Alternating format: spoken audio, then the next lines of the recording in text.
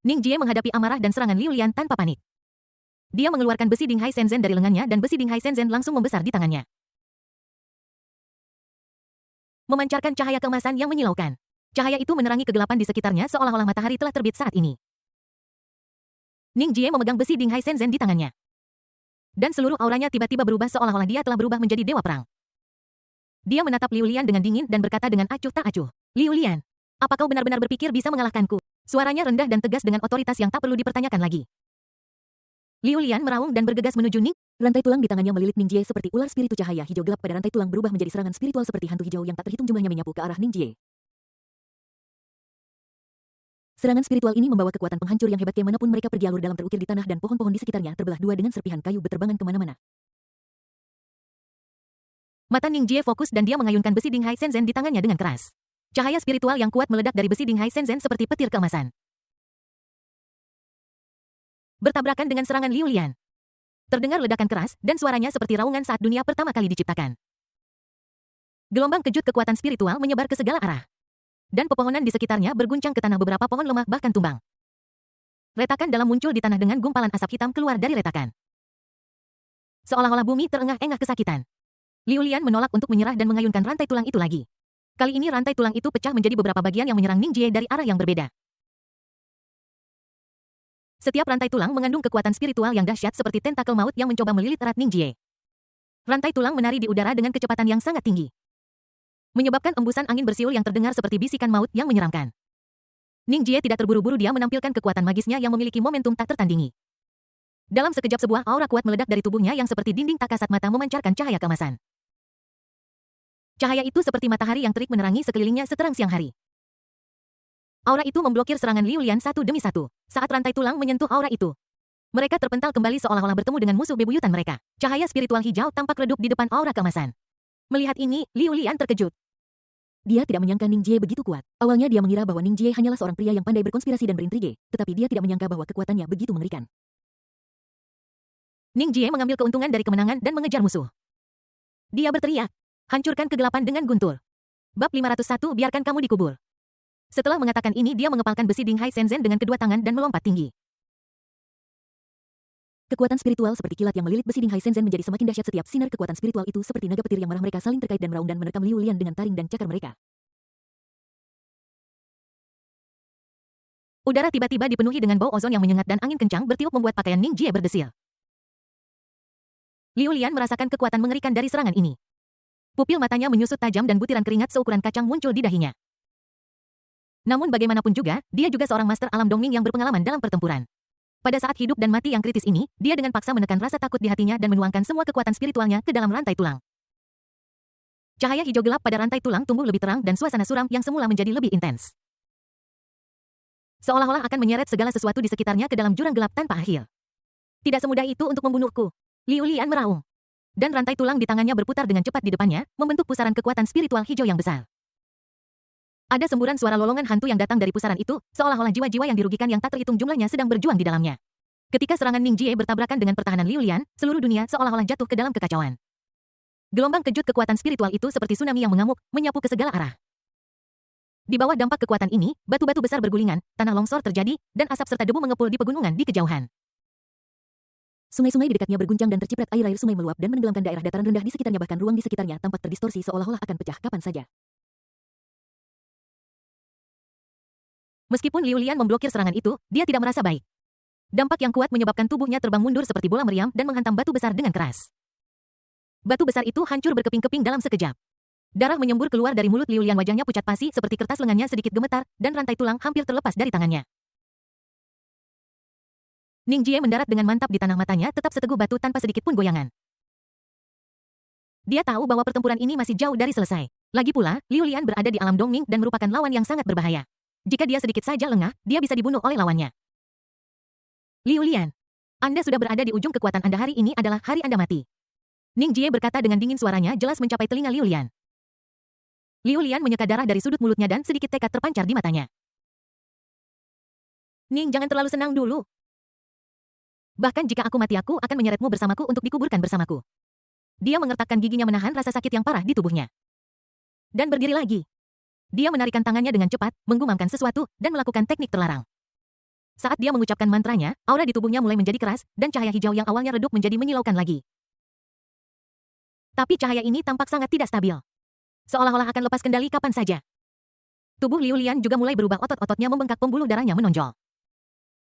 Dan matanya berkilat dengan vitalitasnya terbakar dengan kecepatan yang mencengangkan sebagai imbalan atas kekuatan singkat namun dahsyat ini. Ning Jie sedikit mengernyit ketika melihat ini. Dia bisa merasakan bahwa kekuatan Liu Lian saat ini telah melampaui batasnya.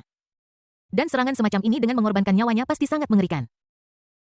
Dia tidak berani ceroboh sama sekali dan segera menyesuaikan kondisinya, bersiap untuk menghadapi serangan terakhir Liu Lian. Liu Lian mengeluarkan raungan yang mengguncang bumi dan bergegas menuju Ning Jie seperti meteor yang menyala. Rantai tulang di tangannya telah berubah menjadi naga tulang raksasa. Naga tulang itu membuka mulutnya yang berdarah dan memperlihatkan taring yang tajam. Dan menggigit ke arah Ning Jie. Kemanapun naga tulang itu lewat, ruang itu terkoyak menjadi retakan hitam seolah-olah bahkan ruang pun tidak tahan terhadap kekuatan ini. Ning Jie menarik napas dalam-dalam dan meningkatkan kekuatan spiritualnya secara ekstrim. Tubuhnya dikelilingi oleh lapisan cahaya keemasan yang sepanas matahari. Dia menggunakan kekuatan magisnya lagi. Dan sosoknya langsung terbelah menjadi 3. Setiap sosok memegang besi Dinghai Shenzhen dan menyerang Liu Lian dari 3 arah yang berbeda. Ketiga sosok ini persis sama sehingga sulit untuk membedakan mana yang asli dan mana yang palsu. Dan masing-masing memancarkan aura spiritual yang kuat. Bulan terang 3 titik. Ning Jie berteriak dengan keras dan 3 sosok menyerang Liu Lian pada saat yang sama. Gerakan mereka serempak dan setiap kali mereka mengayunkan besi Dinghai Shenzhen, cahaya spiritual keemasan terpancar. 3 sinar cahaya menyatu membentuk pilar cahaya keemasan yang menghantam naga tulang. Pilar cahaya keemasan dan naga tulang bertemu di udara. Sesaat, cahayanya cemerlang dan menerangi seluruh langit. Kedua kekuatan berada dalam kebuntuan dan tidak ada pihak yang mau fluktuasi kekuatan spiritual yang dahsyat menjerumuskan seluruh dunia ke dalam kekacauan seolah-olah hari kiamat telah tiba. Ketiga sosok Ning Jie semuanya berada di bawah tekanan yang sangat besar. Dan wajah mereka menjadi muram. Liu Lian juga merasa tidak enak, badan tubuhnya mulai menunjukkan tanda-tanda kehancuran, darah keluar dari pori-porinya dan vitalitasnya terkuras dengan cepat. Namun, dia masih menggertakkan gigi dan bertahan, dengan cahaya pantang menyerah berkedip di matanya. Pada saat kritis ini, secercah tekad terpancar di mata Ning Jie. Dia memutuskan untuk mempertaruhkan segalanya dan memusatkan seluruh kekuatan spiritualnya pada salah satu sosok. Dalam sekejap, cahaya sosok itu menjadi sangat menyilaukan. Seolah-olah telah menjadi pusat dunia. Break. Ning Jie mengumpulkan kekuatannya dan mengeluarkan raungan marah. Dia mengayunkan besi Dinghai Shenzhen dengan keras.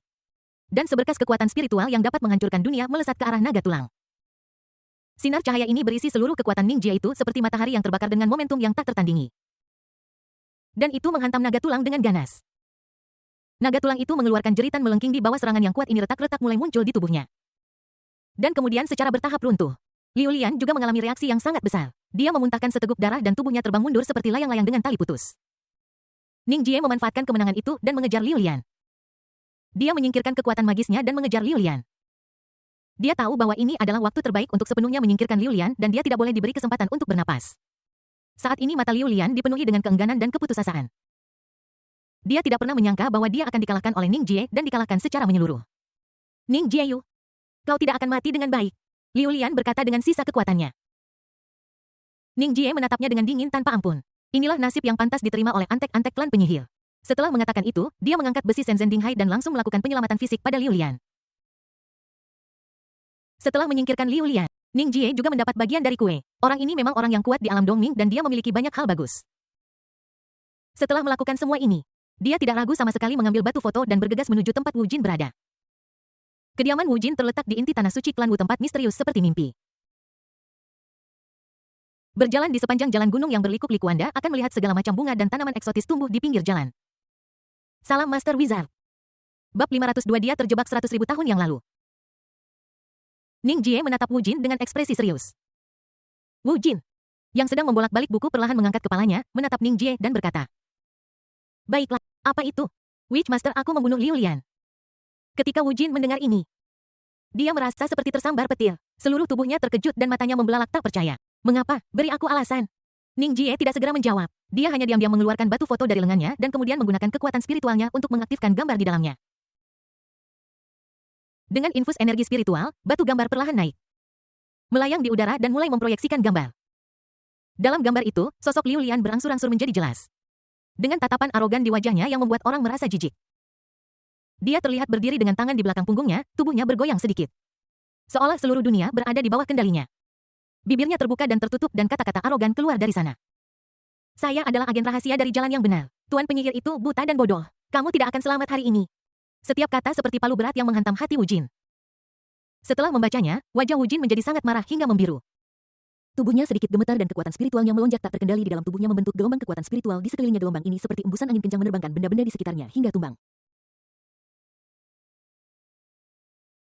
Ada kobaran api amarah di matanya dan api itu seolah membakar semuanya menjadi abu. Pengkhianat Ning Jie ini. Kamu membunuhnya dengan baik.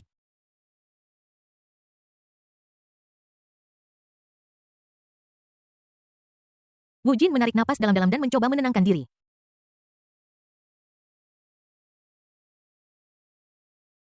Mulai sekarang, Anda akan menjadi salah. Suaranya dipenuhi amarah dan hatred adalah kebencian terhadap pengkhianatan Liu Lian dan amarah terhadap kebenaran. Dia menatap Ning Jie dan kemarahan di matanya. Nada bicara, Ning Jie menunduk. Kamu, dengan kelicikan yang hampir tak terlihat berkelebat di matanya. Terima kasih atas kepercayaan Anda, Master Wei. Saya pasti akan memenuhi misi saya. Setelah mengucapkan selamat tinggal pada Wu Jin dan kembali ke kamar, Ning Ke menunjukkan senyum tipis di wajahnya. Benar saja Wu Jin 100.000 tahun yang lalu tidak begitu licik. Dan dia adalah orang yang hanya percaya pada apa yang dilihatnya jadi taruhan Ning Jie benar. Sekarang aku telah menyusup ke eselon atas klan penyihir aku hanya menunggu kesempatan. Tentu saja keesokan harinya. Ning Jie belum bangun ketika dia mendengar suara anak buahnya di luar rumah. Pelindung Ning. Penyihir agung ingin Anda Bagus. Ning Jie menjawab sudah memiliki firasat di dalam hatinya. Pada saat dia tiba di aula, penjaga lainnya dan anggota berpangkat tinggi dari klan penyihir sudah tiba. Aula konferensi itu khidmat dan agung dengan pilar-pilar batu besar yang menopang kubah tinggi. Dan sejarah serta kejayaan klan penyihir terukir di pilar-pilar batu itu. Dinding aula bertatakan mutiara bercahaya yang tak terhitung jumlahnya, membuat seluruh aula seterang siang hari. Para pemimpin klan Wu memiliki ekspresi yang berbeda. Beberapa bingung, beberapa serius, tetapi ketika mereka mempelajari tema pertemuan itu, mereka semua menjadi serius. Semua mata tertuju pada guru sihir menunggu pidatonya. Wu Jin berdiri di platform tinggi. Dia mengenakan jubah mewah dengan pola misterius yang disulam di atasnya. Pola-pola itu berkilauan dalam cahaya api, menyoroti status mulianya. Dia tampak bermartabat dengan keagungan yang tak perlu dipertanyakan di matanya. Dan berkata dengan lantang. Apa yang terjadi pada Liu Lian adalah provokasi terhadap klan Wu saya oleh orang yang benar. 3 hari lagi pasukan kita akan berbaris langsung ke kota Kaisar Manusia dan membuat mereka membayar atas tindakan mereka.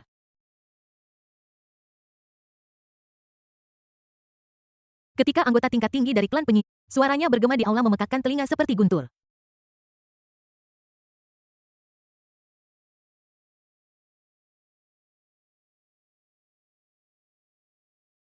Dan kemudian mereka berteriak serempak. Mata mereka, Ning Jie berdiri di samping, sedikit kegembiraan, tetapi dia dengan cepat menyembunyikannya. Dia tahu bahwa inilah situasi yang selama ini dia harapkan. Perang besar akan segera dimulai dan perang ini akan menjadi langkah kunci dalam mencapai tujuan utamanya. Dia mengepalkan tinjunya dan diam-diam memikirkan rencana selanjutnya. Dan di dunia saat ini 100.000 tahun kemudian. Di Wangjing, ibu kota dinasti Xia Agung. Cahaya matahari seperti benang emas yang menembus awan tipis dan menaburi jalanan yang ramai. Ada toko-toko di kedua sisi jalan dan orang-orang datang dan pergi. Membuatnya sangat meriah. Pedagang kaki lima dengan lantang menjajakan barang dagangan mereka, termasuk ornamen indah, kue manis, dan peralatan baru. Semua jenis suara saling terkait untuk membentuk gambaran pasar yang hidup. Namun di balik kemakmuran ini, ada sebuah halaman kuno. Saat ini banyak wanita yang memiliki hubungan dekat dengan Ning Jie duduk mengelilingi meja bundar yang indah. Wajah setiap orang dipenuhi kekhawatiran. Seolah-olah tertutup lapisan awan gelap yang tebal. Zhou Miao Hanxia Wan Xing Chu Si. Si Yu Kie Kong Huanyi Si Luo Fafu. Wu King Sui. Para wanita yang duduk bersama masing-masing dengan karakteristiknya sendiri seperti pemandangan. Namun semua orang duduk bersama dengan ekspresi aneh di wajah mereka dan jelas bahwa semua gadis tahu tentang hilangnya Ning Jie. Pada saat ini, Sein Yao Guang memecah kesunyian. Dia sedikit mengernyit dengan sedikit kebingungan dan kegelisahan di matanya. Sebenarnya saya merasa seperti tidak terjadi apa-apa pada Master. Tetapi dia melakukan perjalanan ke titik waktu tertentu. Mengapa kamu mengatakan itu? Beberapa fragmen aneh muncul dalam ingatan saya baru-baru ini. Xia Wanxing sedikit mengernyit ketika mendengar ini.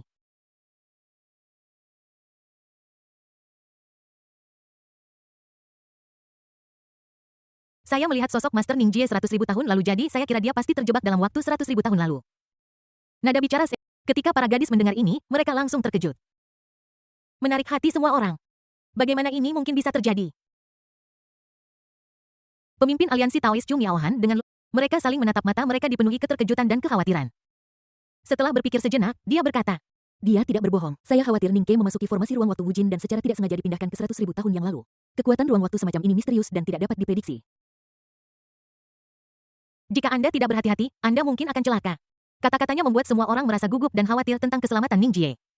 Sejenak, ruangan menjadi sunyi hanya dengan suara napas kerumunan yang sedikit cepat bergema di udara. Semua orang berusaha keras untuk memikirkan cara untuk menyelamatkan Ning Jie, tetapi formasi ruang dan waktu terlalu misterius dan mereka semua merasa tidak tahu harus mulai dari mana. Semua orang mulai membahas masalah ini satu persatu. Meskipun Chung Yaohan berpengetahuan luas, dia tahu sangat sedikit tentang formasi ruang dan waktu. Alisnya berkerut. Hatinya dipenuhi dengan ketidakberdayaan. Dia tahu betul bahwa kekuatan ruang dan waktu tidak dapat dengan mudah dilawan. Jika dia bertindak paksa, itu mungkin membawa bahaya yang lebih. Pada saat ini, suara langkah kaki yang lembut terdengar. Langkah kaki itu seolah menginjak-injak setiap hati orang, membuat mata semua orang tanpa sadar melihat ke arah pintu.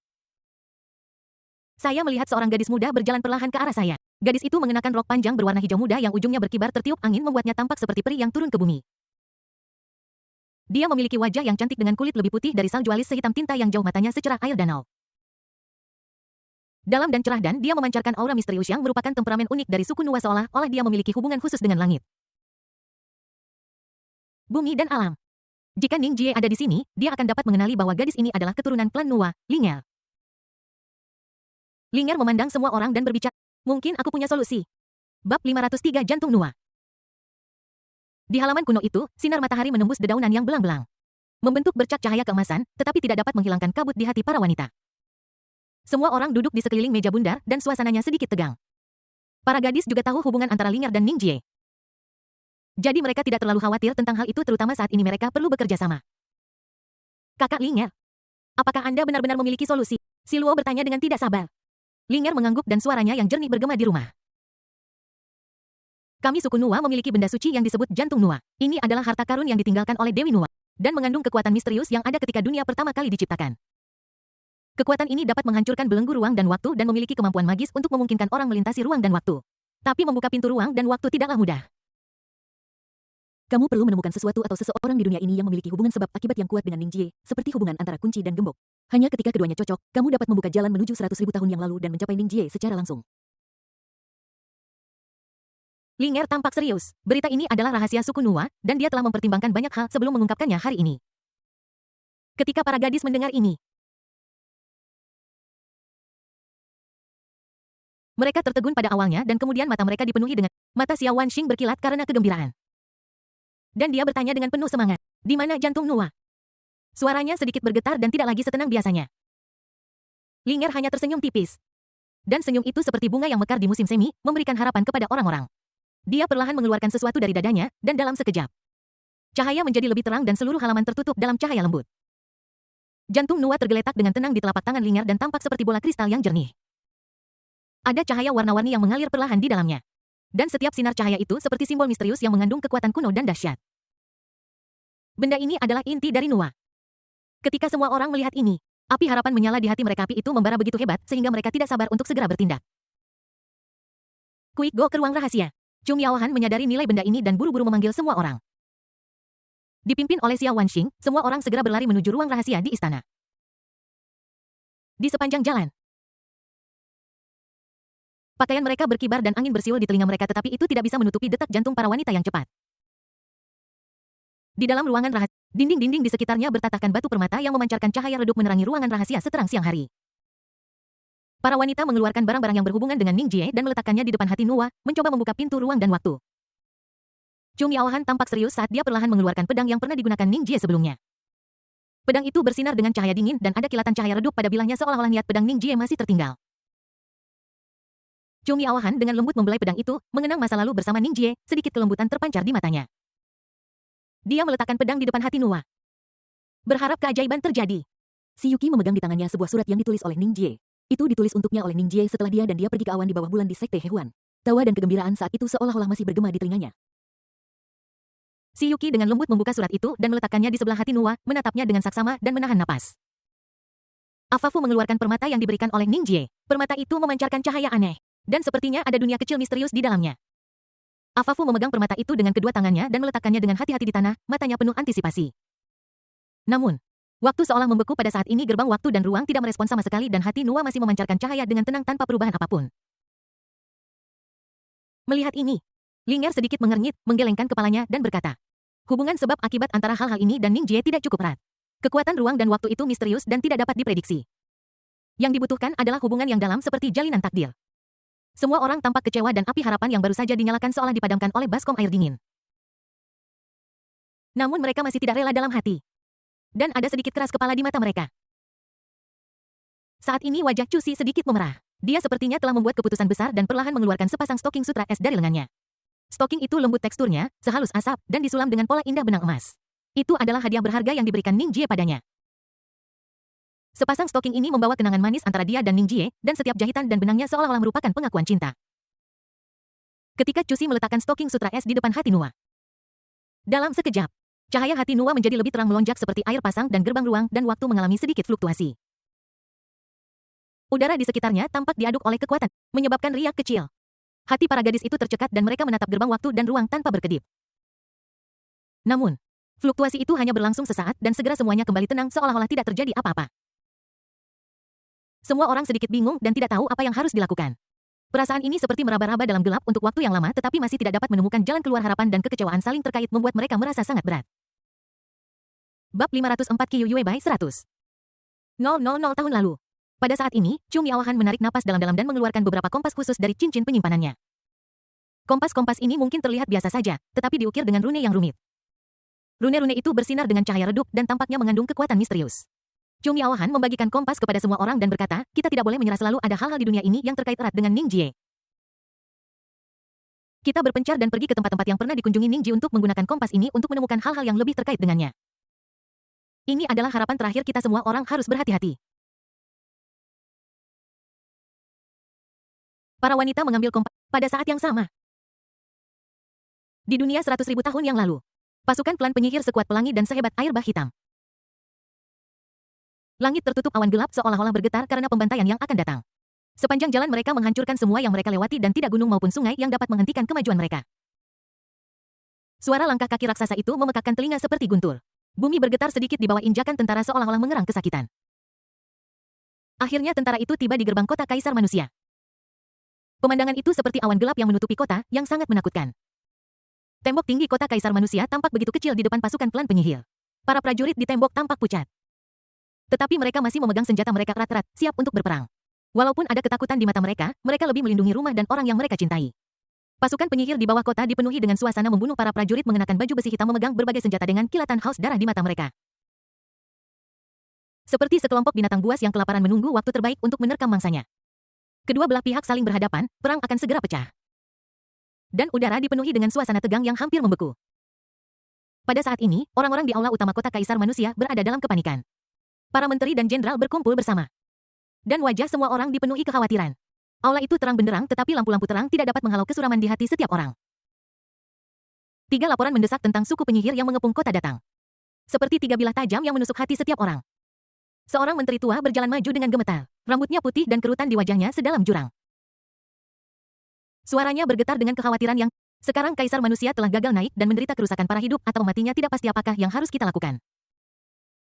Pasukan suku penyihir datang dengan ganas. Bagaimana kita bisa mengusir musuh kota Kaisar Manusia? Kita belum pernah mengalami pertempuran sebesar ini selama bertahun-tahun meskipun kota telah menyiapkan pasukan dan perbekalan. Sangat sulit untuk bersaing dengan musuh sekuat suku penyihir.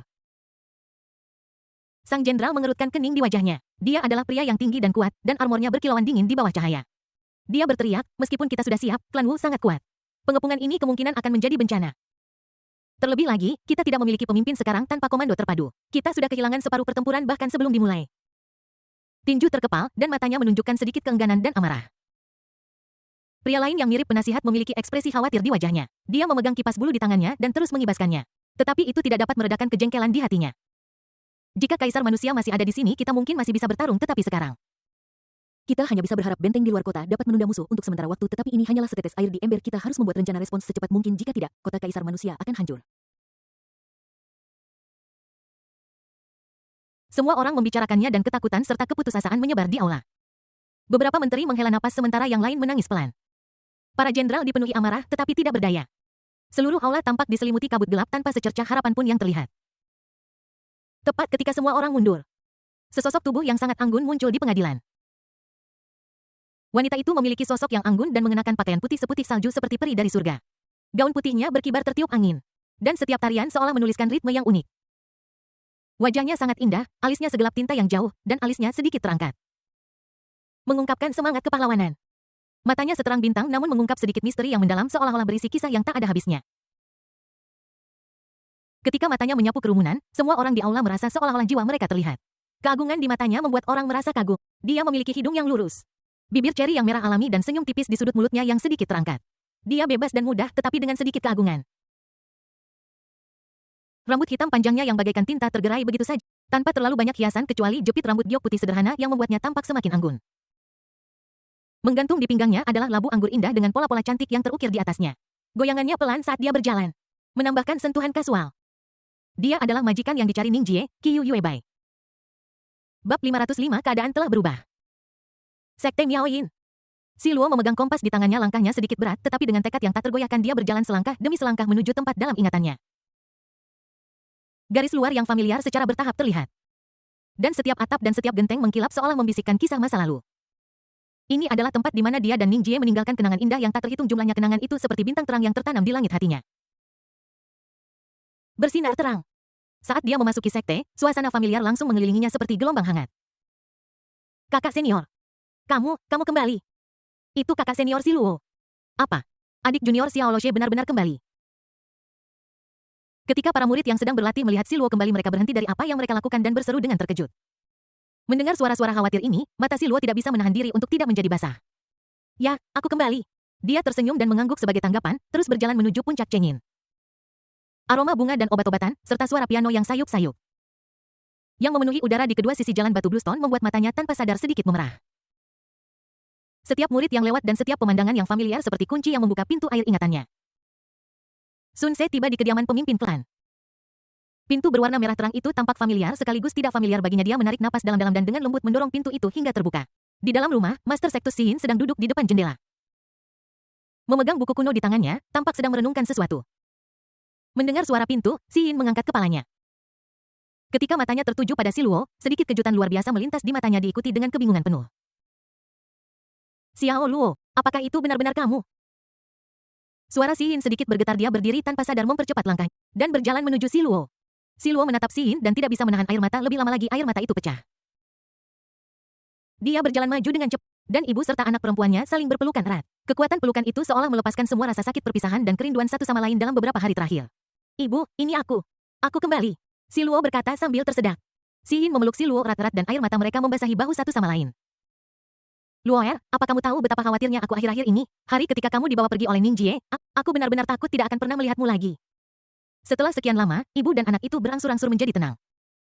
Xiyin melepaskan si Luo.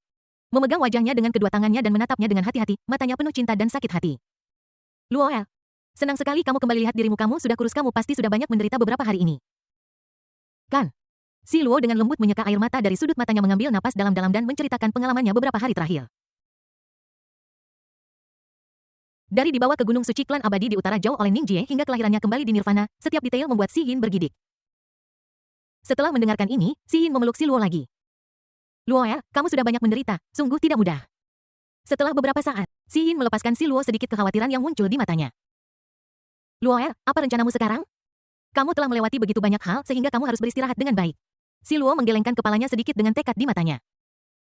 Ibu angkat, aku tidak bisa istirahat. Aku kembali kali ini untuk sesuatu yang penting untuk dilakukan. Aku ingin mencari Ning Jie. Dia terjebak 100.000 tahun yang lalu. Apa? Ketua Sekte Xiyin sulit mempercayainya sampai si Luo menceritakan segalanya. Xiyin sedikit mengernyit dan berpikir sejenak. Aku tahu kamu dan Ning Jie memiliki hubungan yang dalam, tetapi kamu harus tahu bahwa jika itu benar-benar seperti apa yang kamu katakan barusan, tidak akan mudah untuk menemukannya. Si Luo mengepalkan kompas di tangannya. Ibu, aku punya cara. Kompas ini dapat membantuku menemukan sesuatu yang terkait erat dengan sebab dan akibat Ning Jie. Kita telah mendapatkan harta suku Nuwa. Selama kita mengumpulkan cukup banyak hal terkait, kita mungkin bisa membuka pintu ruang dan waktu dan menemukan Ning Jie. Alis Xiyin semakin berkerut erat. Gerbang ruang waktu ini sangat berbahaya. Perjalanan waktu penuh dengan variabel dan bahaya yang tidak diketahui jika Anda melakukan kesalahan. Anda mungkin jatuh ke dalam situasi yang tidak dapat dipulihkan dan bahkan dapat memengaruhi tatanan seluruh dunia. Si Luo memegang tangan Xiyin dan berkata dengan nada menenangkan sambil tersenyum. Ibu. Aku tahu ini berbahaya, tapi aku tidak punya pilihan lain. Aku mencintai Ning Jie, dan aku tidak bisa hanya melihatnya menghilang dari duniaku. Lagi pula, ini mungkin satu-satunya cara untuk menyelamatkannya. Xiyin menatap mata si Luo yang penuh tekad dan tahu dalam hatinya bahwa dia tidak bisa membujuknya apapun yang terjadi. Dia menghela napas pelan. Oke, karena kamu sudah mengambil keputusan, aku akan mendukungmu. Tapi kamu harus berjanji padaku bahwa apapun bahaya yang kamu temui, Anda harus mengutamakan keselamatan Anda sendiri. Jika benar-benar tidak berhasil, kembalilah. Si Luo mengangguk dengan penuh semangat. Aku mengerti, Ibu, jangan khawatir. Si Luo berbalik dan berjalan menuju bekas kediaman Ning Jie di Sekte Miaoyin. Sepanjang jalan, adegan-adegan saat dia bersama Ning Jie terus muncul di benaknya seperti kaleidoskop. Mereka pernah bermain musik bersama di bawah pohon sakura kuno di taman. Kelopak merah muda berjatuhan seperti salju dan menaburi bahu mereka. Senyum lembut Ning Jie lebih cemerlang dari sinar matahari. Di kamar itu, mereka mempelajari lukisan-lukisan aneh bersama-sama. Ekspresi serius dan fokus Ning Jie masih terukir dalam di hatinya. Setiap kenangan seperti harta berharga yang membuat hatinya manis dan menyakitkan. Tiba di kediaman Ning Jie. Si Luo dengan lembut mendorong pintu yang sudah dikenalnya. Perabotan di rumah tetap sama seperti sebelumnya, tetapi tanpa kehadiran Ning Jie, rumah itu tampak sangat sepi. Meja tempat mereka dulu duduk dan minum teh bersama masih memiliki perangkat teh yang belum selesai di atasnya, seolah-olah waktu telah berhenti pada saat itu. Tempat tidur Ning Jie tertata rapi, dan aromanya sepertinya masih tertinggal di selimut. Mata si Luo perlahan menyapu seluruh ruangan dan setiap sudut membawa kenangan mereka. Si Luo mulai mencari dengan hati-hati. Dia pertama-tama membolak-balik buku-buku kuno di rak buku satu persatu. Berharap menemukan beberapa tanda atau petunjuk yang ditinggalkan oleh Ning Jie. Buku-buku kuno itu memancarkan aroma tua dan halamannya berdesir di tangannya tetapi tidak berisi apa yang dia inginkan. Kemudian dia mencari-cari di lemari bau pakaian memenuhi udara tetapi tetap tidak menemukan apapun. Dia berbaring di tanah dan melihat ke bawah tempat tidur. Namun waktu berlalu menit demi menit, dan dia mencari lama tetapi masih tidak menemukan apa yang dia inginkan. Si Luo sedikit cemas. Dengan butiran keringat di dahinya, dia merasakan kehilangan di hatinya, tetapi dia dengan cepat menekannya. Dia berkata pada dirinya sendiri, pasti ada sesuatu yang terlewatkan olehnya. Menenangkan diri lagi, aku menutup mata dan mengingat setiap momen yang kuhabiskan di sini bersama Ning Jie. Pada saat yang sama, suasana di kediaman klan penyihir sama depresifnya dengan ketenangan sebelum badai. Di dalam tenda utama, Wu Jin duduk di kursi utama, wajahnya muram seperti langit yang tertutup awan gelap. Ada kilatan api amarah di matanya dan api itu seolah membakar semua yang ada di sekitarnya. Di bawah sekumpulan pria menundukkan kepala mereka. Gemetar ketakutan tidak berani mengeluarkan suara. Udara dipenuhi ketegangan seolah-olah percikan api akan menyebabkan ledakan besar. Kalian semua sampah. Wu Jin meraung dan dia membanting meja begitu keras hingga gelas anggur dan ornamen di atas meja melompat. Kamu telah membawa malu bagi klan Wu kami. Orang-orang itu sangat ketakutan sehingga mereka gemetar seluruhnya dan berlutut. Master, calm down. We have tried our best. Try your best is this your best. Wu Jin berdiri dan mondar-mandir dengan marah di dalam tenda. Dalam perang baru-baru ini, klan Wu kita telah dikalahkan dan menderita kerugian besar. Apa kau tidak punya solusi? Pada saat ini, Wu Jin tiba-tiba sakit kepala hebat. Dia memegangi kepalanya dengan kedua tangan dan mengerang kesakitan. Rasa sakit itu seperti jarum baja yang tak terhitung jumlahnya menusuk otaknya. Membuatnya hampir tak tertahankan baginya. Gambar kacau yang tak terhitung jumlahnya melintas di depan matanya. Gambar-gambar itu seperti air pasang yang melonjak mempengaruhi kesadarannya gelombang demi gelombang. Semua pria ketakutan dan mengelilinginya. Tuan penyihir, ada apa denganmu? Bab 506 Wu Jin yang putus asa. Seseorang datang dengan cepat. Cari penyihir. Seolah-olah gambar yang tak terhitung jumlahnya memengaruhi kesadaran Wu Jin. Gambar-gambar itu kacau tetapi satu sosok berangsur-angsur menjadi jelas, yaitu sosok Ning Jie. Wajah Ning Jie terus muncul di benaknya, matanya yang tenang dan dalam seolah melihat. Ning Jie, bagaimana mungkin itu dia? Wu Jin tertegun. Dia benar-benar tidak mengerti mengapa sosok Ning Jie muncul dalam ingatannya. Sebuah firasat buruk melonjak di hatinya. Dia tahu betul bahwa masalah ini sama sekali tidak sederhana dan pasti ada krisis besar yang tersembunyi di dalamnya. Wu Jin menahan sakit kepala dan berdiri. Wajahnya menjadi sangat pucat, tetapi ada ekspresi ketakutan di matanya. Apa yang sebenarnya sedang terjadi? Dia bergumam pada dirinya sendiri. Dia tahu bahwa masalah ini sangat penting dan dia harus mencari tahu alasannya. Jadi dia bergegas menuju altar rahasia jauh di dalam markas. Sepanjang jalan, langkahnya sedikit terhuyung-huyung tetapi matanya sangat tegas. Dengan setiap langkah yang diambilnya, dia bisa merasakan detak jantungnya semakin cepat. Ketakutan akan hal yang tidak diketahui itu seperti tangan tak kasat mata yang mencengkeram erat hatinya. Datang ke altar ruang rahasia. Altar ini adalah tempat paling misterius dari klan penyihir dan hanya akan diaktifkan selama acara-acara besar. Altar itu ditutupi dengan rune kuno yang memancarkan cahaya misterius seolah-olah menceritakan sejarah kuno. Klan Wu Jin berdiri di tengah altar. Mengambil napas dalam-dalam dan mulai melakukan ritual misterius. Saat dia bergumam pada dirinya sendirinya, udara di sekitarnya mulai terdistorsi. Dan rune misterius muncul di sekitar altar. Rune itu bersinar dengan cahaya aneh yang menjadi semakin terang dan terang menerangi seluruh ruang rahasia. Dalam sekejap mata langit dan bumi berubah warna. Awan mendung bergulung dan dengan segera langit yang cerah diselimuti kegelapan. Seluruh pemukiman klan Wu ditutupi kegelapan seolah-olah telah jatuh ke dalam malam yang tak berujung. Waktu di sekitar mereka seolah-olah telah berhenti dan semuanya jatuh ke dalam keheningan yang menakutkan. Angin berhenti bertiup, burung-burung berhenti bernyanyi, dan bahkan napas para prajurit seolah membeku. Pada saat ini, Sosok besar muncul di langit, itu adalah perwujudan kehendak surga. Tubuhnya sangat besar laksana menara di langit seperti gunung. Memancarkan aura yang menakjubkan seolah-olah itu adalah penguasa langit dan bumi. Tubuhnya terbuat dari cahaya dan cahaya yang berkedip-kedip seolah-olah mengandung misteri alam semesta. Wu Jin mengangkat kepalanya dan melihat kehendak surga, matanya dipenuhi dengan kekaguman dan semangat. Apa yang terjadi, mengapa saya tiba-tiba memikirkan Ning Jie? Kehendak surga meraung dengan marah dan suara itu meledak di telinga Wu Jin seperti guntur menyebabkan gendang telinganya sakit. Idiot. Ini semua salahmu, kamu menggunakan formasi kurungan ruang waktu yang diciptakan oleh Kaisar kuno, tapi kamu tidak mengetahui rahasia formasi ini. Perilakumu yang gegabah menyebabkan Ning Jie kembali ke 100.000 tahun yang lalu. Ketika Wu Jin mendengar ini, dia terkejut dan wajahnya menjadi sepucat mayat. Kembali 100.000 tahun ke belakang. Ini akan mengubah sejarah. Tubuhnya sedikit gemetar dan ketakutan yang mendalam melonjak di hatinya. Dia tahu betul bahwa begitu sejarah berubah, seluruh dunia akan mengalami perubahan yang mengguncang bumi, dan klan penyihir kemungkinan besar akan musnah sama sekali di sungai waktu yang panjang. Butuh waktu bertahun-tahun yang tak terhitung jumlahnya bagi klan Wu untuk berkembang hingga ukuran dan statusnya saat ini. Dia tidak bisa begitu saja menyaksikan klan Wu menuju kehancuran karena kesalahannya sendiri. Lalu apakah ada cara untuk menyimpannya? Wu Jin bertanya dengan gemetar. Dengan sedikit nada memohon dalam suaranya. Kehendak surga mendengus dingin. Dulu ada seorang kaisar manusia di ruang dan waktu 100.000 tahun lalu. Aku tidak bisa mengendalikan secara sembarangan apa yang terjadi di sana. Dan kamu juga tidak bisa kembali 100.000 tahun lalu, karena kamu sudah ada di ruang dan waktu itu. Jika Anda memaksa diri untuk kembali, tatanan ruang dan waktu akan benar-benar runtuh. Pada saat itu, seluruh dunia akan jatuh ke dalam kekacauan. Dan konsekuensinya akan menjadi bencana. Wu Jin sangat marah sesaat. Dia mengepalkan tinjunya, kuku-kukunya menancap dalam ketelapak tangannya. Darah mengalir keluar, tapi dia tidak merasakan sakit. Ada kilatan gila di matanya. Apakah tidak ada jalan lain? Aku tidak bisa hanya menonton klan penyihir dihancurkan. Dia meraung dengan enggan dan suaranya bergema di stasiun yang sunyi. Namun, kehendak surga tidak menanggapinya. Sosok besar itu berangsur-angsur menghilang, meninggalkan Wu Jin sendirian dalam kegelapan. Hatinya dipenuhi keputusasaan dan ketidakberdayaan. Pada saat ini di istana Kaisar Manusia 100.000 tahun lalu. Suasana setegang tali busur yang ditarik penuh. Siap meledak kapan saja. Semua orang panik dan kekhawatiran serta ketakutan terpancar di wajah semua orang. Para prajurit menggenggam erat senjata mereka dan melihat sekeliling dengan waspada. Sementara para menteri berbicara dengan suara pelan, suara mereka dipenuhi kecemasan. Pada saat ini, kemunculan Qiyu Yuebai yang tiba-tiba membuat suasana yang sudah tegang menjadi semakin tegang.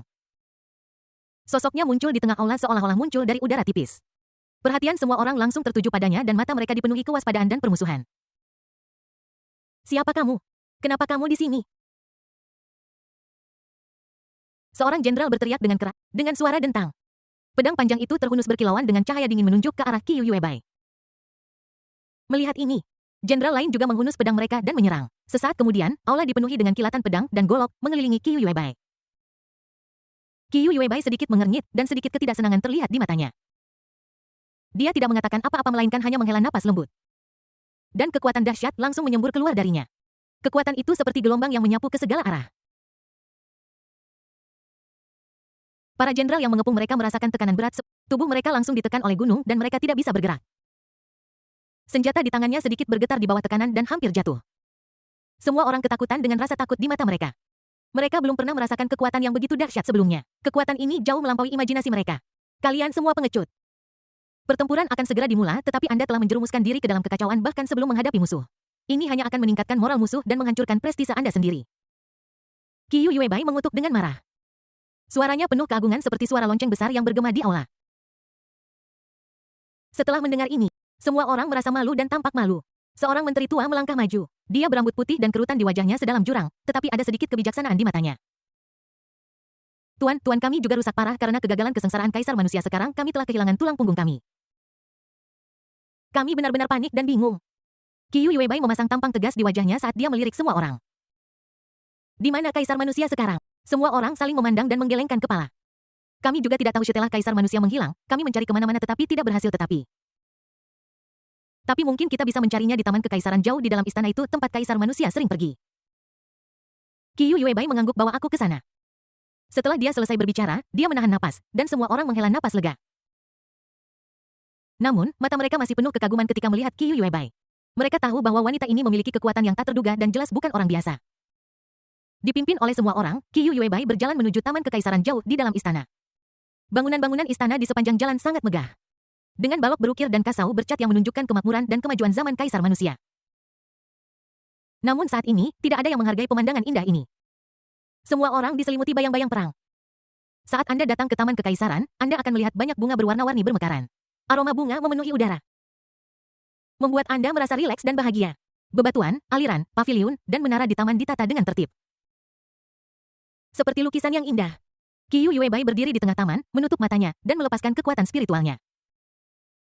Dan mulai merasakan suasana di sekitarnya. Kekuatan spiritualnya seperti tentakel tak terlihat yang tak terhitung jumlahnya menjelajahi setiap sudut taman mencari petunjuk yang berhubungan dengan kaisar manusia.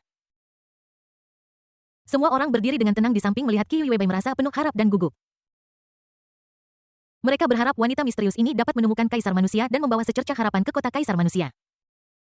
Tiba-tiba, ekspresi terkejut muncul di wajah Qiyu Yuebai. Ada formasi tersembunyi. Bab 507. Pertemuan pertama dengan kaisar manusia.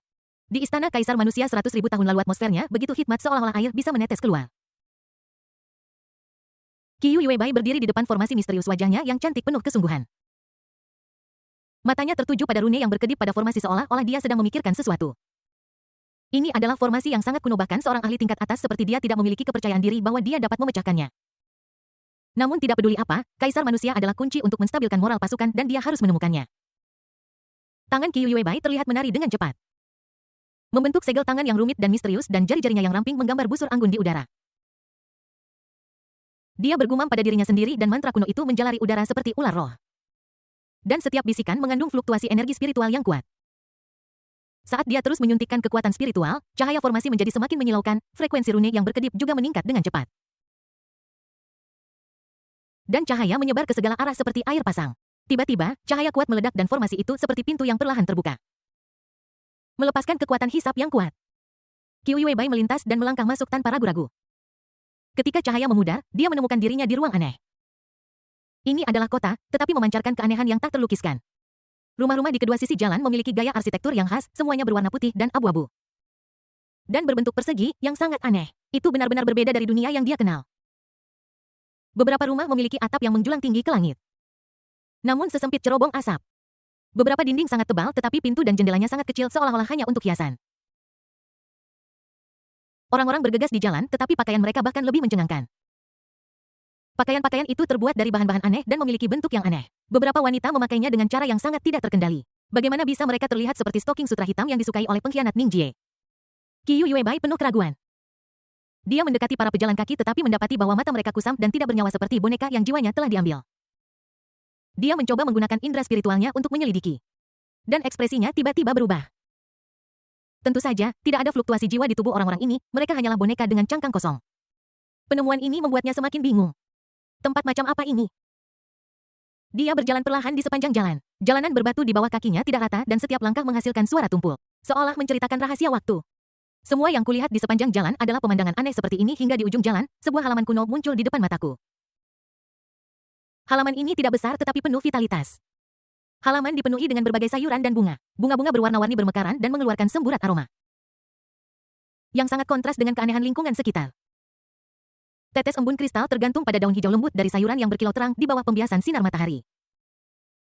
Seorang lelaki tua berambut abu-abu sedang membungkuk. Menyiram tanaman dengan konsentrasi. Gerakannya lembut dan terampil seolah-olah masalah dunia tidak ada hubungannya dengan dia. Begitu Qiyu Yuebai melangkah ke halaman. Dia tiba-tiba terpana. Perasaan aneh melonjak di dalam hatinya sebuah aura yang berhubungan dengan darah menghampirinya yang membuatnya, "Siapa kamu?" Suara Qiyu Yuebai sedikit bergetar dan matanya penuh dengan keterkejutan dan kebingungan. Pria tua itu perlahan mengangkat kepalanya dan menatap Qiyu Yuebai dengan tenang. Matanya dalam dan baik hati seolah-olah berisi perubahan hidup yang tak ada habisnya. "Akulah kaisar manusia yang kau cari." Suara lelaki tua itu rendah dan lembut dan kemudian dia mengatakan sesuatu yang membuat Qiyu Yuebai merasa seperti tersambar petir. Pada saat yang sama, dia juga ayahmu. Qiyu Yuebai merasa pikirannya menjadi kosong dan dia berdiri di sana dengan linglung. Dia tidak pernah bisa membayangkan bahwa lelaki tua di depannya adalah ayahnya. Sesaat, ribuan kata tercekat di tenggorokannya dan dia tidak mampu mengucapkan sepatah kata pun. Pengalaman masa lalu terus terlintas di benaknya kebingungan dan penjelajahan tentang pengalaman hidupnya sendiri berubah menjadi kejutan yang mendalam saat ini. Kaisar manusia menatap ekspresi terkejutnya dan hanya tersenyum sedikit. Dengan sedikit permintaan maaf dan kebaikan dalam senyum itu. Dia berjalan maju dengan lembut, membuka gerbang, dan menyingkir untuk membiarkan Qiyu Yuebai masuk. "Ayo Inkit, aku tahu kamu punya banyak pertanyaan dan aku akan memberitahumu segalanya." Pada saat yang sama di ruang rahasia Istana Kekaisaran Dinasti Xia Agung, suasananya sangat menyesakkan. Para wanita duduk mengelilingi jantung Nuwa. Wajah mereka dipenuhi dengan kelelahan dan frustrasi. Chung Yaohan mengerutkan kening, mencengkeram gagang pedang erat-erat dengan tangannya, buku-buku jarinya memutih. Mata Xiao Wanxing redup, dan matanya yang biasanya bersemangat telah kehilangan kilaunya. Mata Cu Si merah dan air mata menggenang di matanya. Dia berkata dengan suara menangis. Tapi kami sudah mencoba semua yang kami bisa dan tidak ada yang berhasil. Apa yang harus kami lakukan? Apakah kami hanya akan melihat Ning Jie terjebak 100.000 tahun yang lalu? Pemimpin aliansi Taois, Chung Yaohan, menarik napas dalam-dalam dan berdiri. Meskipun ada ketidakberdayaan di matanya, ada lebih banyak tekad. Jangan berkecil hati. Pasti ada sesuatu yang belum kita pikirkan. Segala sesuatu di dunia ini terhubung. Jika kita memikirkannya dengan saksama, kita pasti akan menemukan kunci untuk membuka hati Nuwa. Setelah mendengar ini, semua orang menundukkan kepala dalam diam dan berpikir keras. Tapi pikiranku kacau dan aku tidak bisa memikirkan apapun yang terlewatkan. Saat ini, mata Dewi Mu Kingsway tiba-tiba berbinar seolah kilatan inspirasi terlintas di benaknya.